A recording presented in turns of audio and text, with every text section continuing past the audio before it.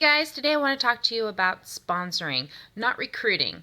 If you've recruited somebody, anyone can recruit. By accident, someone can just join on your website. You could have a hostess that you flip, and you now have a recruit.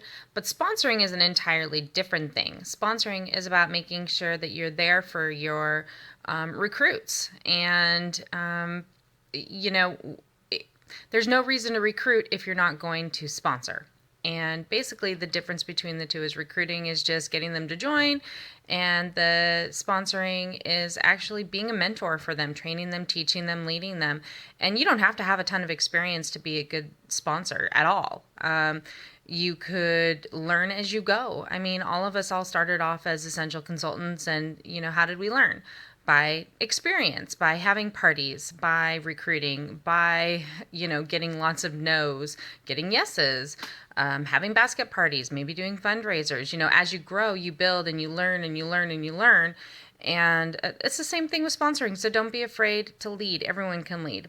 But there's some basic things that you can do as a sponsor to help your recruits get a good start. The first thing is to not only send them an email welcoming them to your team, but to reach out and call them up and ask them, if they want to, what their goals are, why they joined, find out what it is that they want from their business, not what you want them to do with their business, because even though they are in your business, this is their business. They're just a part of it, and you're just there to help guide them and give them any tools that they want to build, as long as they're willing to put in the effort to do it for themselves. Okay, so this is not for you to babysit, handhold, do the work for them, tell them what they're going to do with their business. This is about you being there for them to help facilitate and guide them and give them information on how to build their own business. Make sense? Because we're all independent, not dependent consultants, right? Right. So talk to your consultant, your new recruit, and ask them what their goals are. And if it's a money goal, figure out how many parties or events they're going to have and what kind of sales they're going to need to be able to reach that monthly goal for themselves. So for example, let's say someone wants an extra $250 a month. Well, then that's $1,000 or 1,000 PRV. So how do you get 1,000 PRV? Well, if most parties across the company average 400 to 600 PRV each party, then they need to have maybe 2 parties a month, about $500 average, until they figure out how good they are doing parties. Maybe they have a harder time. Maybe they only have $300 or 300 PRV parties. Well, then they need to have at least 3 to 4 parties, maybe a basket party thrown in there. If they're really awesome and they build up over time and they know how to make the most out of every party, then you know what? Maybe they have $700-800 parties. So maybe just 1 party a month and a basket party. If that's all they want and that's all they need, help them figure out how to get that PRV. Not just say, well, this is how much PRV you need. Show them how that looks as far as work-wise goes, okay? The second thing is you want to make sure that they have a grand opening party. Not for any other reason other than getting their money back. Showing them that this is a viable business, and having a grand opening party, if you can have $500 grand opening party, boom, you've made the cost of joining back with that.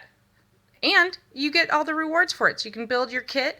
If someone joined just because they want the products for themselves and they're not really into having parties, at least they got their money back, and now they have some extra products that they wanted for themselves, and they can support their habit every 3 months, by getting the 150 PRV in.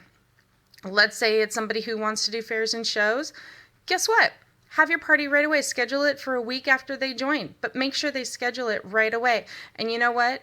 If you're there, you can lend them your kit. Don't do everything for them, but give them your kit to use, or give them some products to use. If their kit's not in, just get them to have their party within their first 15 days. Show them that it works and show them how to get their money back, okay? And I'd say the next important thing is to show them the workstation. There's training videos in the training center, and show them just the basics of how the workstation works and how to find the training center and the resource center. You don't need to show them every single thing, though. You don't need to show them how every report works and how this works and how this works. Have them watch videos. Like, instead of showing them how to put in their first order, have them first watch the workstation order tab videos. There's one for Velada and one for Sensi in the training center under the new consultant tab. So go in there and have them watch that. They're 10 minutes long. They show them basic how to open a party, how to have it show up on their workstation. There's even party planner videos for them to watch, so you don't have to show them exactly how to do it. And in the workstation order tab videos, it also shows people how to enter in products and how to close out an order. So I refuse to help anyone until they've watched that video, because it makes my life and their life easier when helping them enter their first couple orders in. If they can't spend 10 minutes of their lives watching this, then I can't spend time showing them how to enter in their orders. Make sense? I'm willing to bend over backward for anyone in our team, and especially for our frontline, the people that I've personally recruited. But, we're business. This is a business, and I'll match effort for effort. So if you can spend 10 minutes watching that workstation order tab video, I will work with you and get you all the help that you need. I'll stay on the phone with you for an hour, 2 hours if necessary, to get your first orders in. All right?